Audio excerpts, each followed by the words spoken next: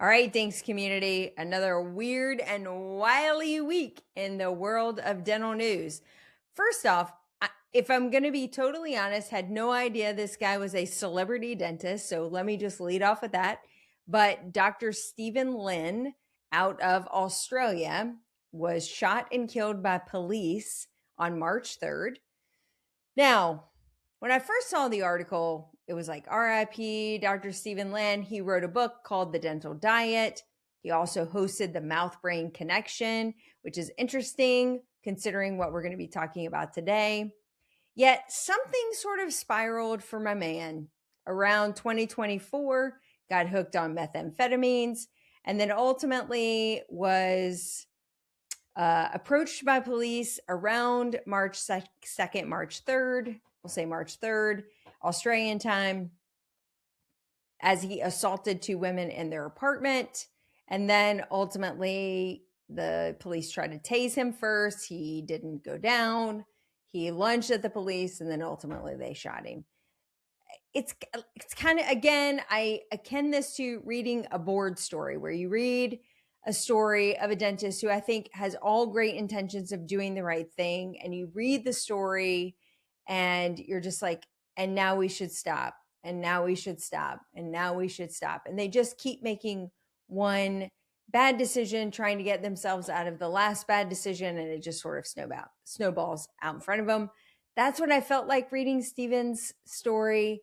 My condolences to his family and his wife, former wife, ex-wife, his patients, and all that, followed him and believed in him. He had a huge following, 250,000 people, which is shocking for those of us at Denison. No, but anyway, hate to see stories like this again. I think, to what Chad spoke about, a lot of mental health and addiction issues within the dental community, and we have to continue to shine a light on it and provide a pathway towards healing. A story coming out of the UK in the Telegraph talking about turkey teeth. Now, this story highlighted the fact that there's going to be this tsunami wave of folks that are going to need extensive dental care in the next 30 years, as those between the ages of 30 and 60 have gone to Turkey and other destinations to pursue treatment that they could get cheaper than their home country. And I think that's an interesting point to discuss. We haven't really been educated or taught how to solve or undo the things that we weren't really taught how to do in the first place. So I appreciate and applaud the Telegraph for bringing this to light to basically say, hey guys, in the next 10 to 15 years, this is going to be a real problem when these individuals have gone to countries to pursue treatment that you may or may not really be trained to manage.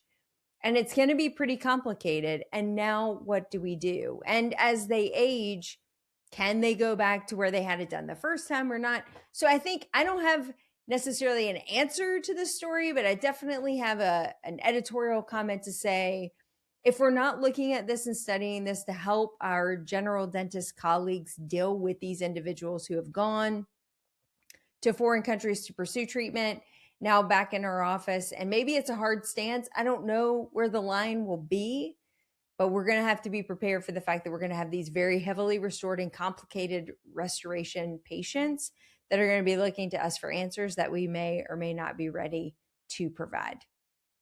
Another update from Florida. Yes, third or fourth week in a row, we're going to talk about that dental health aid therapist coming out of Florida.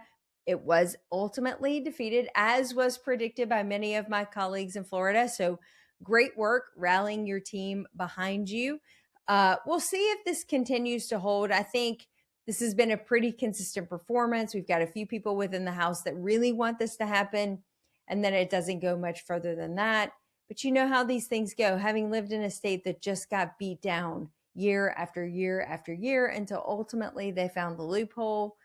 I want to be optimistic that Florida will stay strong on this.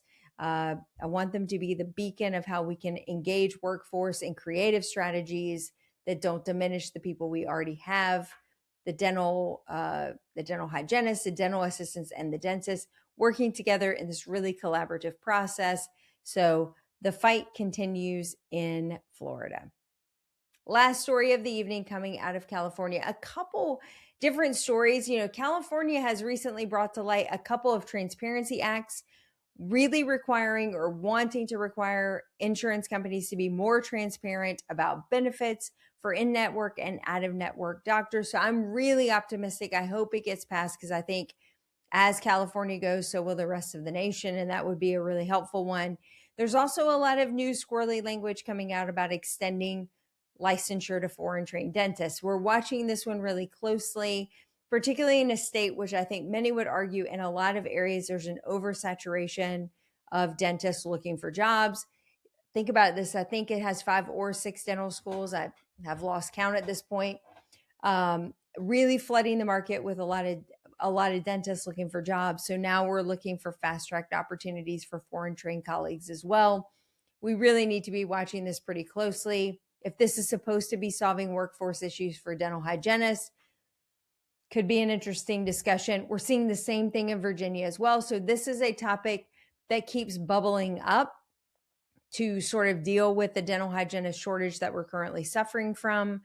I think we may have to come up with more creative solutions, but time will tell on that. And with that, that's the news.